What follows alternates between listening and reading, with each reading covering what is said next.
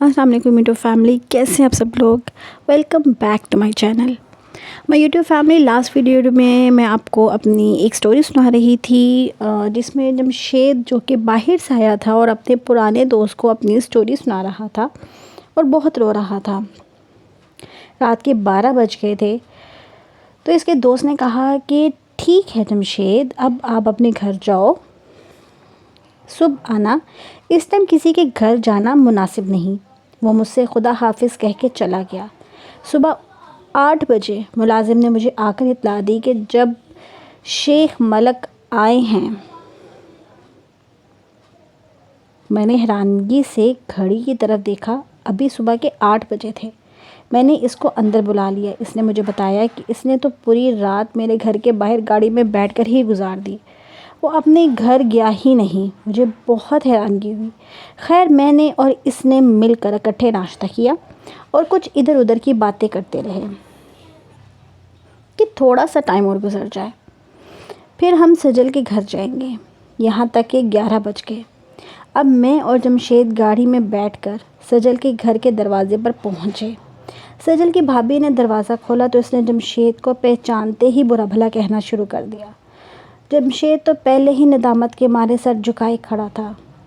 मैंने ही इस औरत को मज़ीद बोलने से रोका और मैंने कहा कि आप हमारी सजल से मुलाकात करवा दीजिए।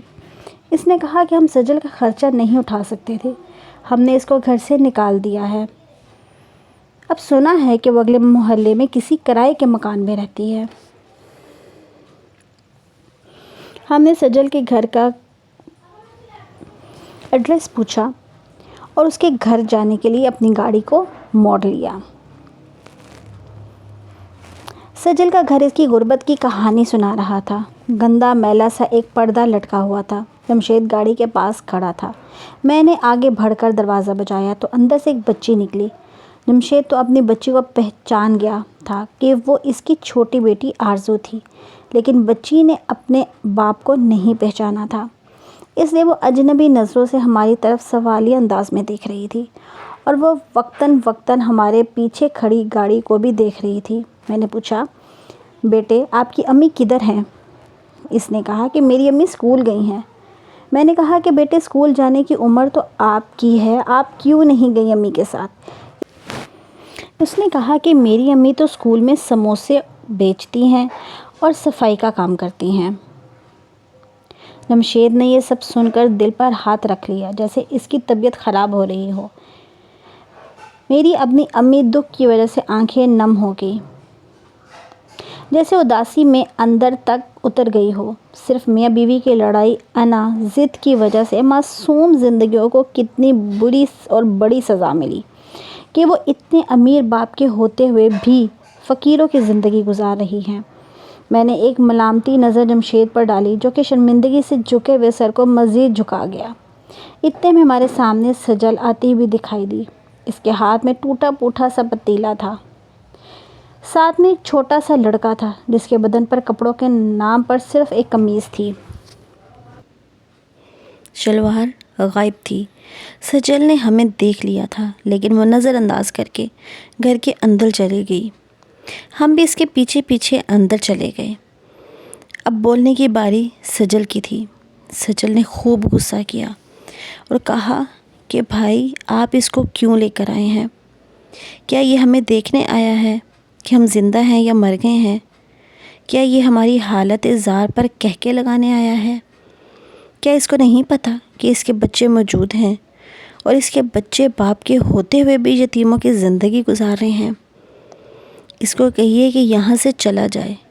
मुझे अब इसकी कोई ज़रूरत नहीं, इससे कोई वास्ता नहीं, कोई ताल्लुक़ नहीं रखना। जमशेद सर झुकाए एक तरफ बैठा था। मैंने सजल को भूलने दिया कि जब इसको अच्छी तरह गुबार इसका उतर जाएगा फिर मैं इसको समझाऊंगा। फिर आखिर थक कर वो रोने बैठ गई। फिर मैं आगे बढ़ा।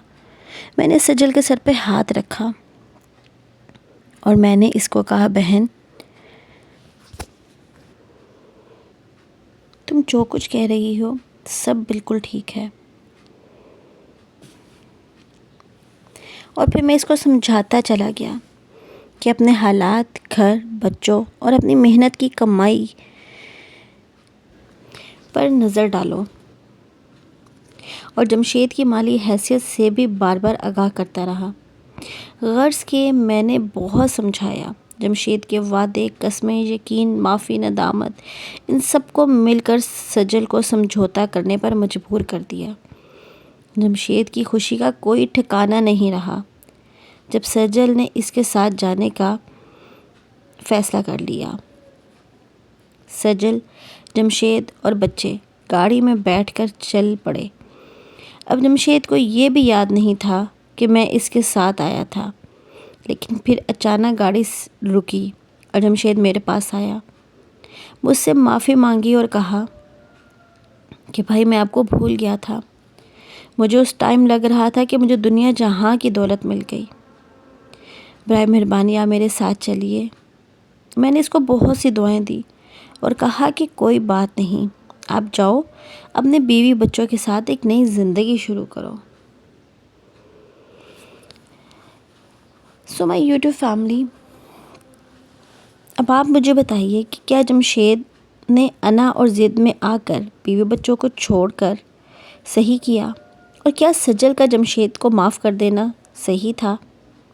کمنٹ میں مجھے ضرور بتائیے گا۔ مجھے تو یہاں تک لگتا ہے کہ سجل نے بالکل ٹھیک کیا۔ سجل نے اپنی مالی حیثیت کو دیکھ کے اور سب سے زیادہ اپنے بچوں کو دیکھ کے کہ ان کے سر پہ ان کا باپ کا ہونا بہت ضروری تھا، اور بچے اس حال میں تھے کہ ان کو 2 وقت کی روٹی تو کیا، ان کو پورے کپڑے بھی نصیب نہیں تھے۔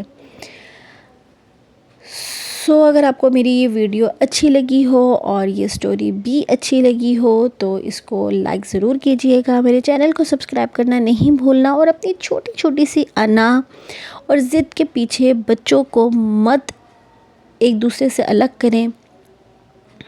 بچوں کے لیے بہت سی چیزوں کو کمپرومائز کرنا بہت ضروری ہو جاتا ہے۔ سو مائی یوٹیوب فیملی، میں آپ سے اجازت لیتی ہوں۔ اللہ حافظ، بائے بائے۔